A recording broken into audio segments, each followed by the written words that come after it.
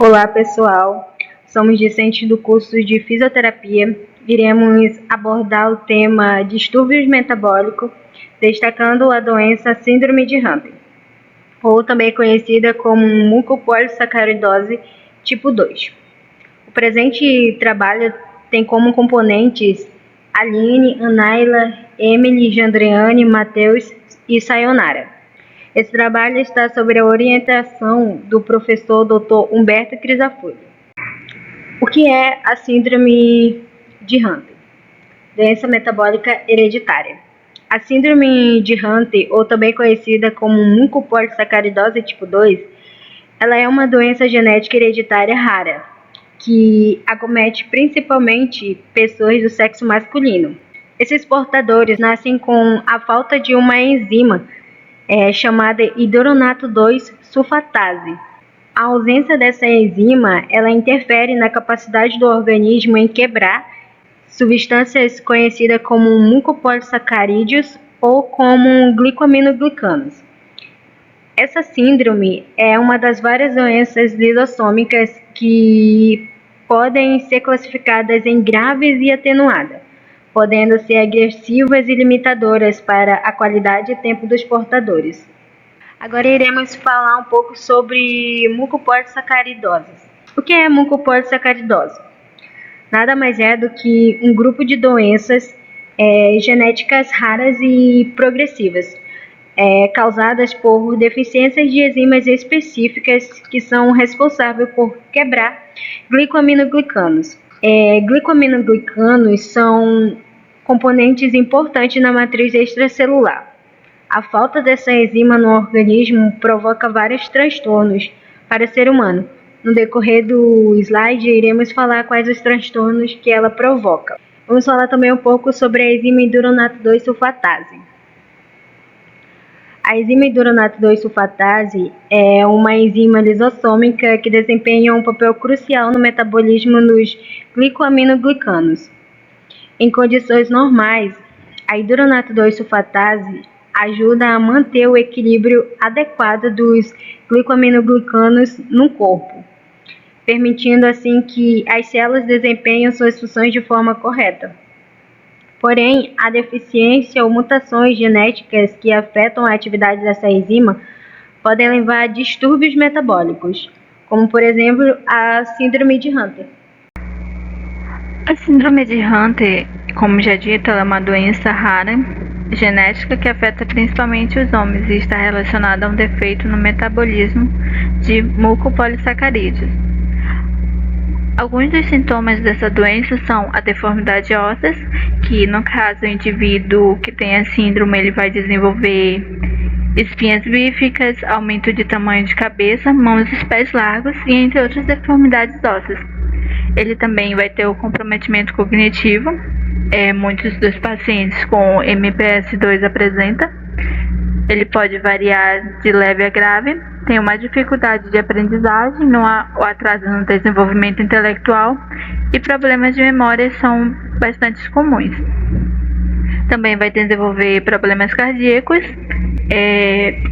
A síndrome ela pode afetar o coração, levando o paciente com problemas cardíacos. Ele vai desenvolver doenças valvares, hipertensão pulmonar e insuficiência cardíaca.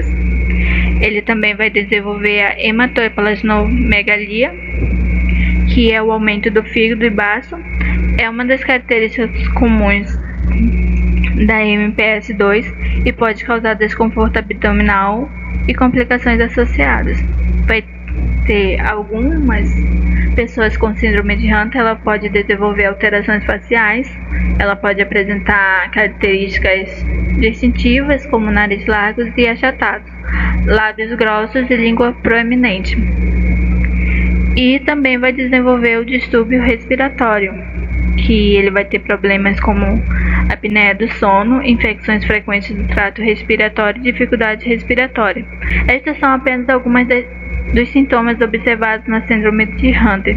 É importante ressaltar que a gravidade e a combinação dos sintomas podem variar em cada indivíduo afetado. Então, o diagnóstico da síndrome de Hunter, ela envolve uma combinação de exames laboratoriais, testes genéticos e avaliações clínicas. Nos exames laboratoriais, eles incluem testes de eletrólitos, como o sódio e o potássio, exames de urinas para avaliar uma presença normal de substâncias como glicose, fosfato e aminoácidos. Nos testes genéticos, ela chega a identificar uma mutação específica no gene que é responsável pela produção de enzimas ausente ou deficiente que leva à síndrome de Hunter. Geralmente, ela envolve uma coleta de uma amostra de sangue ou de uma célula da bochecha, que é então analisada em laboratório para identificar a mutação genética. O diagnóstico chega a ser estabelecido em crianças de 2 a 4 anos e ocorre principalmente no sexo masculino. Sendo assim, aqueles portadores da síndrome de Hunter é feita uma análise de genes que codifica o I2S, que determina a gravidade da doença. Dando continuidade na apresentação aqui, agora vou falar um pouco sobre a genética da síndrome de Hunter. Como os tópicos, vamos destacar sobre a herança recessiva ligada ao cromossomo X, a mutação no gene hidronato 2 sulfatase e como é feita a transmissão de pais para filhos. O gene mais afetado da síndrome de Hunter é o gene hidronato 2 sulfatase. Essa síndrome ela é causada por mutações neste gene, que é levada à deficiência ou ausência da enzima hidronato 2 sulfatase.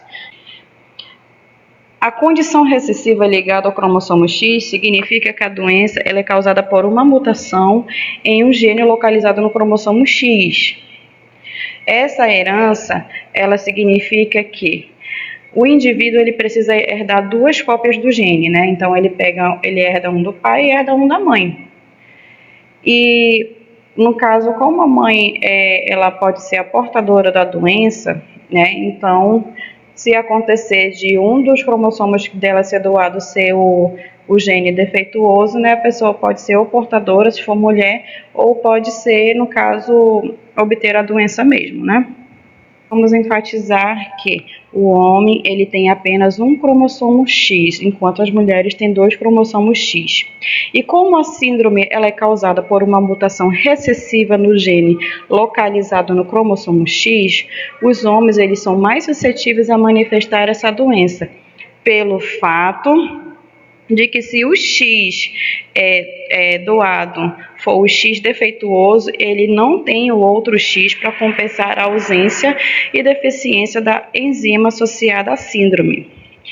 Já, por outro lado, se for uma filha mulher e for doado para ela o cromossomo X, e ela tendo, né, como ela tem 2 cromossomos X, ela pode ser compensada e ela simplesmente vai desenvolver a síndrome da forma de ser portadora. Ela vai transmitir o gene mutado para seus filhos. Vou tentar explicar aqui através desse esqueminha aqui, né? Aqui temos um casal saudável, tiveram um filho saudável, certo?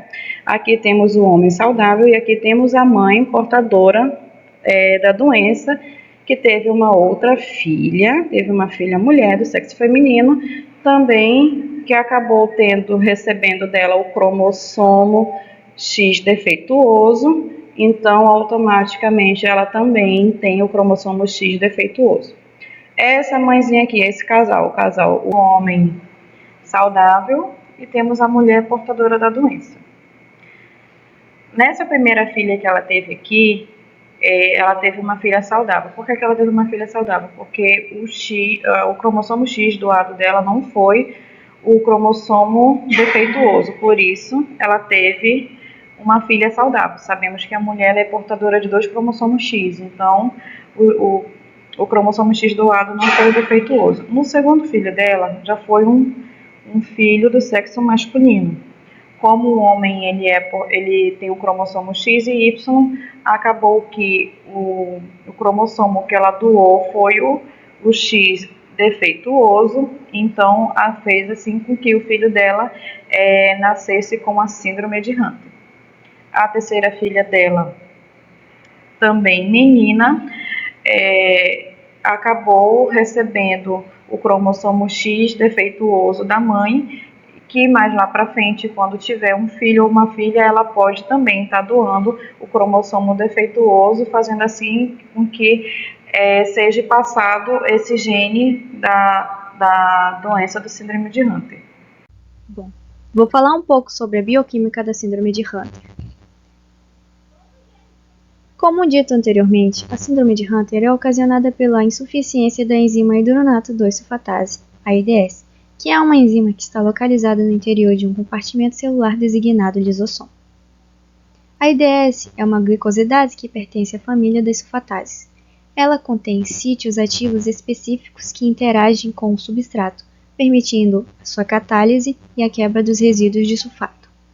A estrutura tridimensional da AIDS revela a disposição de resíduos de aminoácidos que compõem os sítios ativos e as regiões de ligação do substrato.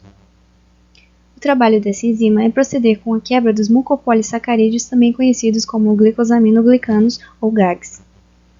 Glicosaminoglicano é uma substância complexa que desempenha um papel fundamental no funcionamento do nosso organismo. É composto por uma cadeia de açúcares chamados monossacarídeos, que estão ligados entre si por meio de ligações glicosídicas.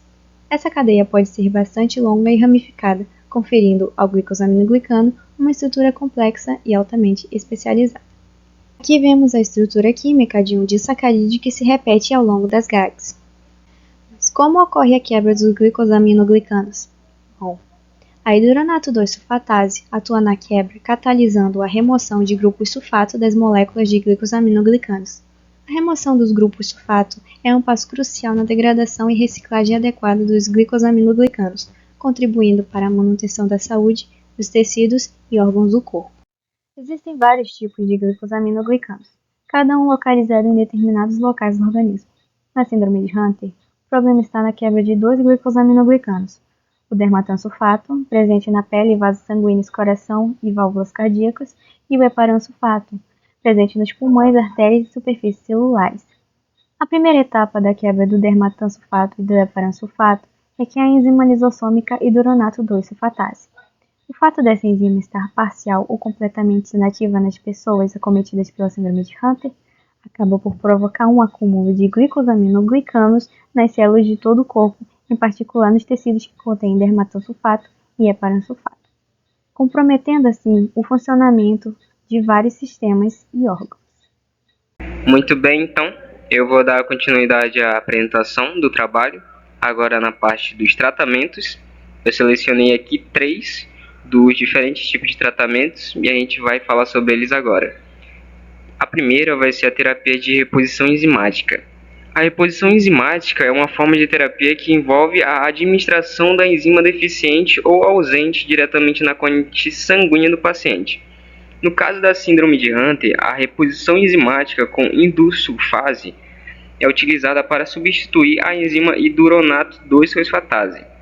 Isso pode ajudar a reduzir o acúmulo de glicosaminoglicanos nos tecidos do corpo, aliviando assim os sintomas associados à doença, como por exemplo, problemas cardíacos e respiratórios, ósseos e articulares. Já o próximo é a terapia de suporte. Além da reposição enzimática, a terapia de suporte vai abordar os sintomas específicos às necessidades individuais do paciente com a síndrome de Hunter. Isso pode incluir o gerenciamento da dor, a terapia ocupacional para melhorar as habilidades motoras finas e a adaptação do ambiente para facilitar a vida diária. Também é importante fornecer suporte psicológico e emocional, tanto para o paciente quanto também para a família, ajudando a lidar com o impacto emocional da doença e promover uma melhor qualidade de vida. E a vai ser a fisioterapia. Na síndrome de Hunter, a fisioterapia ela vai desempenhar um papel muito importante na manutenção da mobilidade e função muscular. Isso pode incluir exercícios de alongamento e fortalecimento, para prevenir a rigidez muscular e manter a amplitude de movimento das articulações. Além disso, a fisioterapia pode ajudar a melhorar o equilíbrio, a coordenação e a postura, contribuindo para a independência funcional do paciente que possui essa doença.